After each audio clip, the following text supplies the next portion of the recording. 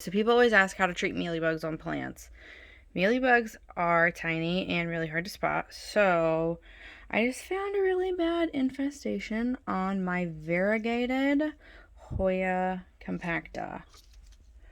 So I can't really see it because it's hanging on my ceiling. That's my problem.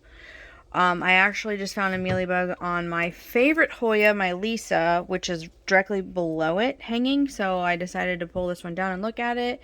And oh my gosh. So they're really bad.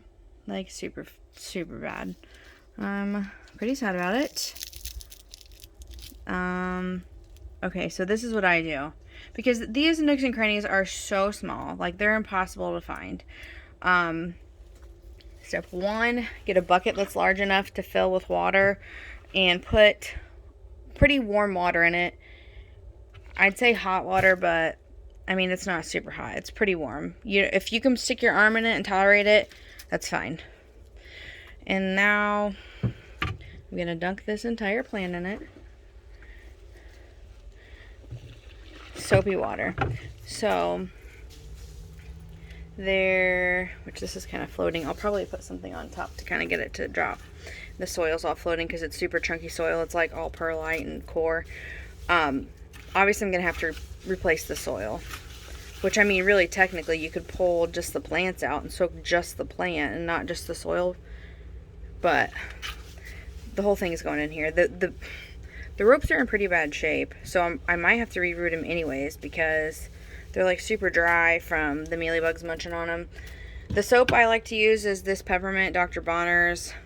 I feel like I've noticed less bugs since I started using this to treat my plants.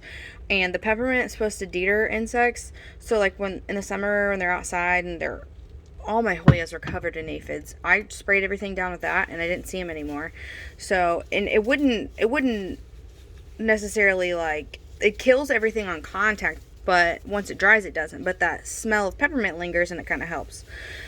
So I'm gonna leave this mess sitting here for about 30 minutes and I'm gonna pull it out, and then I'll take this whole bucket and dump it outside, and then I'll repeat the same process with my Lisa and repot everything with new soil. You don't really want to keep the soil anyways when you have that bad of infestation with mealybugs because they lay eggs in the soil too. So get rid of that soil. And they can lay eggs on the roots. So after this soaks for 30 minutes, I'll pull it out, wash everything, knock off all those dead mealybugs that are on it, spray everything down really well. And then I'll probably hit the whole plant and like bathe it in neem oil because I ain't trying to play. Mealybugs are really bad. So it's just probably, and this absolutely could be drastic, but I don't care. That's how I treat them. And then replace all the soil. If you soak something like this, like the soil gets this soaked, you don't want to reuse that anyways. Like that will kill your plant. It won't dry out fast enough. So yeah, that's what I do. Good luck. Let me know if you have any questions.